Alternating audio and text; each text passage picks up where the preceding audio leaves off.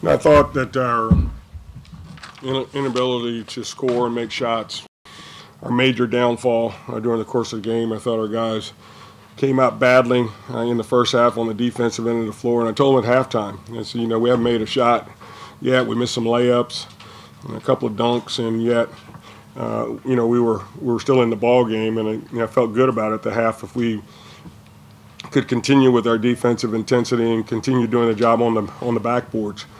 And obviously, midway in the second half, we were right there, down 2 or whatever it was. And but we never did, make an open shot. And we missed some things at the basket.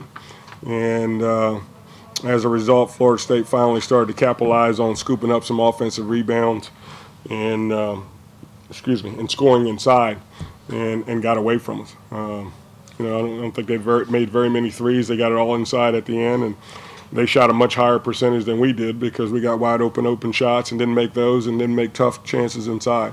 So I thought our inability to make shots really cost us. Anytime that you have a really tough night from Moses, who we count on his outside shooting, and J.K. didn't get a lot of looks, and Brandon obviously was not very good, out there from the outside or going to the basket.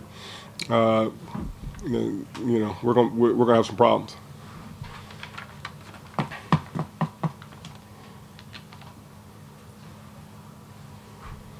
Coach, you mentioned the points they got inside. Gilchrist at 22, and I know a year ago here he had a pretty nice night for them as well.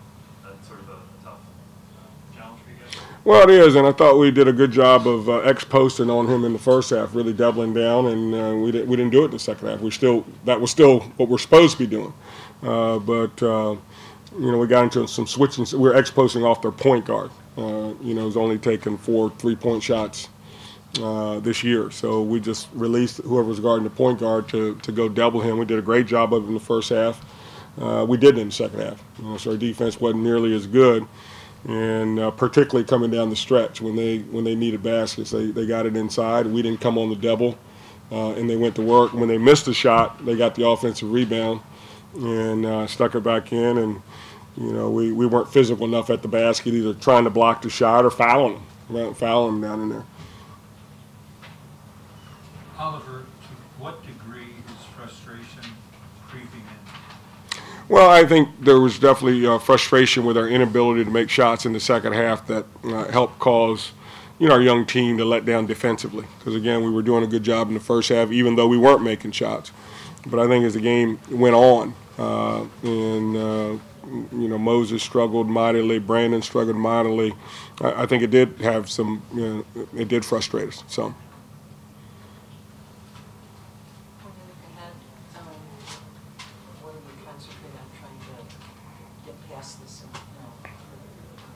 Well, I think what we concentrate on is executing a game plan for 40 minutes, and not 30 minutes, not 20 minutes, but not have it affected by us making shots. I mean, it's hard to figure that we would go the entire game really not making shots, because that really hadn't happened to us all year long. We've been a team that hit spurts, and certainly expected that tonight, to at some point, get a spurt going, particularly when we're going to the basket, getting wide open looks for Moses, who's been a big part of that, and obviously Brandon going to the basket. That's been big for us this year. So, but you've got to continue to do the things defensively that you set out to do, regardless, to give yourself a chance, and that's what we did for 30 minutes, or right there, and then.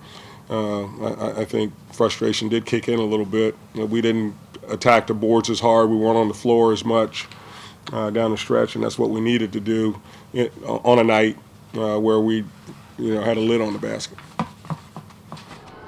Normally, Jamie, DePaul's team comes on strong the last 6-7 minutes of the game because your other team is wearing out. What happened today where you guys didn't have that extra energy? I don't know. I couldn't even tell you. We weren't getting stops on defense, and we weren't playing as hard as we could. So, that could be one thing that stopped us from playing as well as we do.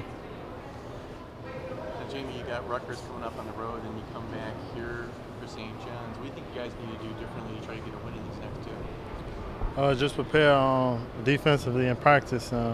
Coach been stressing havoc for the past couple of days, so we just got to have havoc on the defensive end. When someone like Brandon does have an off game, Jamie, is it up to the rest of you guys to try to pick up the slack and cover for him a little bit? I mean, it's everybody on the team got to pick up the slack for everybody who makes a mistake. But, I mean, yeah, for the most part, we try to pick up the slack.